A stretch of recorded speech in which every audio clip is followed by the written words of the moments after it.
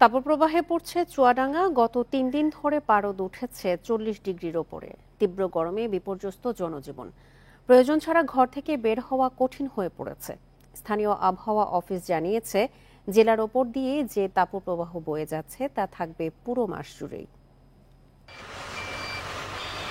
টানা 7 দিন ধরে তাপপ্রবাহ চলছে চুয়াডাঙ্গায়। এর মধ্যে গত 3 দিন দেশের সর্বোচ্চ তাপমাত্রা রেকর্ড করা হয় এই জেলাতে। তীব্র গরমে অতিষ্ঠ জনজীবন। আবহাওয়ার এই বৈরী আচরণে ঘরের বাইরে যাওয়াই কঠিন হয়ে পড়েছে। আয় উপার্জনে ভাটা পড়েছে শ্রমজীবীদের। তাপমাত্রার কারণে মানুষের জনজীবনটা অতিষ্ঠ হয়ে গেছে।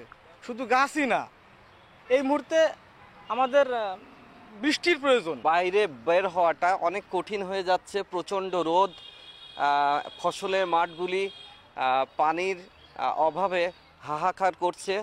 তবে পরিস্থিতির উন্নতি নিয়ে কোনো সুখবর দিতে পারেনি আবহাওয়াবিদরা।